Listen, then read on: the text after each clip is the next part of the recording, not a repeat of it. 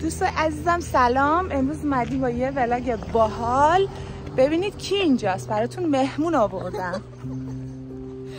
شما داری واقعا چی؟ سلام.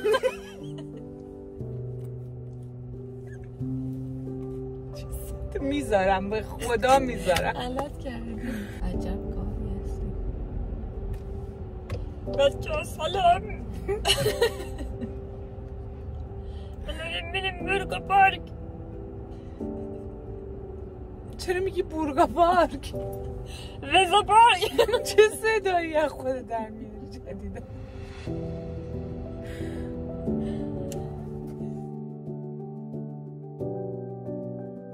مامانم استاد ادبیاته. بابات فکر کنم چی بود؟ بابات حسابداری؟ چی بود حسابدار؟ بابام حسابدار بود. استاد دانشگاه. مدیر عامل شرکت ساز خاور بود. استاد دانشگاه بود. 3 ساعت تدریس می‌کرد توی شهید بهشتی و بعد چی شد؟ ما تصمیم گرفتیم بیاین اصلا. من 2 سال و نیمم بود. من تصمیم تا حالا سوال نکردی ازشون که چرا ایران نموندی؟ به خاطر آینده ما. اونو از اون موقع می‌دونستن که ایران چون اصلا سیاسی نزن لطفا. چانشایی بودم. حالا من برادرم اینجا یه ذره هوا بده بچه‌ها. خاطر همین من مجبورم نفس‌های عمیق بکشم. من برادرم اینجا برنامه‌نویس مایکروسافت. برادرم خیلی خوب. مایکروسافت توی کنتی سرچ کنتی برنامه‌نویسی می‌کنه. سرچ می‌برنش مایکروسافت. خیلی پیشنهاداتی از آمریکا و اینا داشته که بره ولی نمیره چون دولت آلمان نمیذاره که بره. واقعا؟ آره میگن اصلا این اوج رو باید توی آلمان.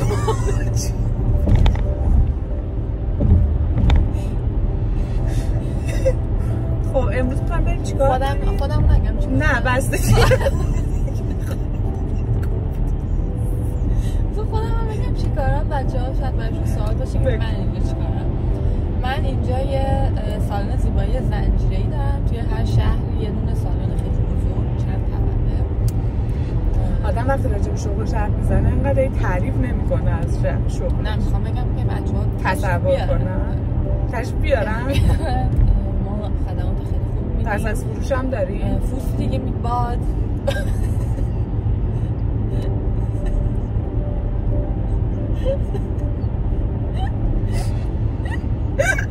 چرا؟ میتونی اینا رو لطفا به فارسی بگی؟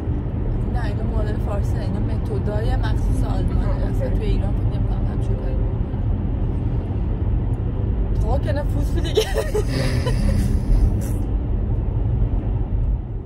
یه شغلی که اگه کسی بخواد بیاد آلمان کارو انجام بده فکر می‌کنی خیلی خوب درآمد داره چیه؟ مثلا اگه تو الان بخوای یه کاری رو اینجا شروع کنی و یاد بگیری تایمشو داشته باشی که نونت بره تو روغن. پردرآمدترین شغل نمیدونم هست یا نه ولی خیلی خفنه تو آلمان چیه؟ یه سری چیزای فاضلابه که تمام فاضلابا میره اون تو. بعد یه چیز بزرگه. همون انبوه همه چی میره اون تو. خب کسی که مثلا اون توی پیچ خراب میشه بعد لباس مخصوص بپوشه. نه بابا. بره توی تمام اون کثافت‌ها مثلا یه دونه پیچ فقط یه دونه پیچ صفر کنه بیاد بیرون. دروغ میگی؟ پردرآمدترین شغل نمیدونم مثلا ولی خیلی خفنه. ولی اگه مثلا یه جای بیاد تو حاضر میشی بری؟ من نه. یه جایی مثلا لباسش یه خشور داره گاز اون مواد بره درجا مرده؟ نه اینو جدی دارم میگم. فکر کردم میخوای بگی گوه برمی‌داره زندگیشو. نه میمیره. گاز اون مواد یه جوریه که میمیره. حرام. جدی یکی از شغلی تو آلمان؟ آره. ولی من اصلا حاضر نیستم. منم هیچ وقت حاضر نیستم. کمتر بخور، کمتر در بیار، حداقل درست زندگی کن. چی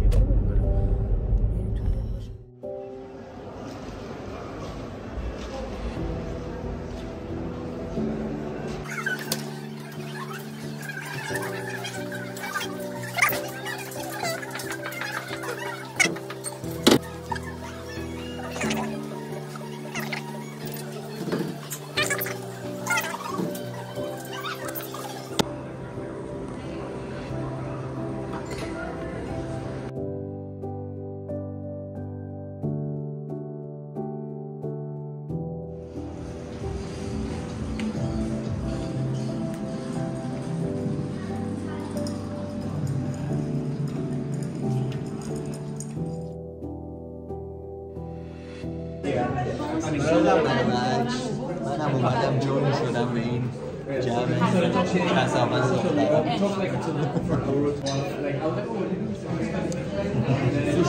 سوشلوش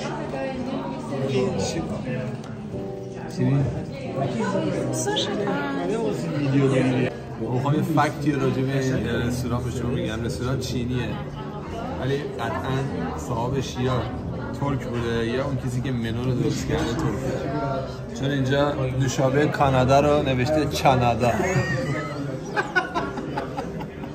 چی نوشته؟ چانادا.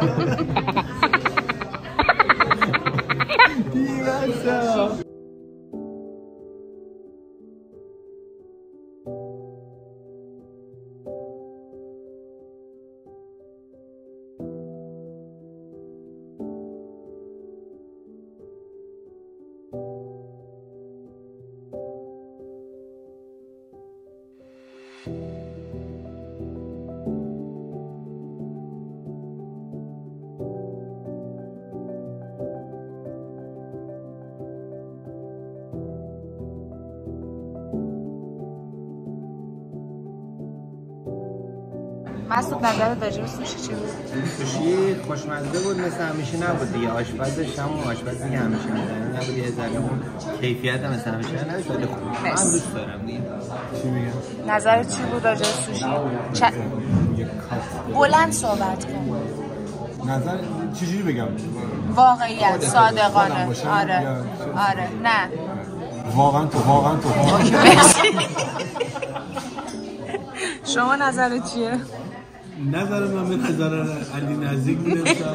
آفرین به این نکته زیبا. من مثل تو بیادت نیستم بگم تخمی بود. خیلی شد. نه وایستا چیری؟ تو نظرت چی بود؟ من با بچه ولی فقط امشب ولی امشب با بچه ها اوکی. به نظر تو چی بودش؟ منم با آقا خوشمزه بود، فقط اینا رو کریسپی نکرده بود اونجوری که باید. من نظر بدم خیلی به نظر من با بچه های موافقم. آره منم الان چه نظر چه تغییری کرد نسبت به قبل؟ همیشه خیلی گولمون زد اینا رو بچه لایه خب حالا دیگه حالا میاری بالا.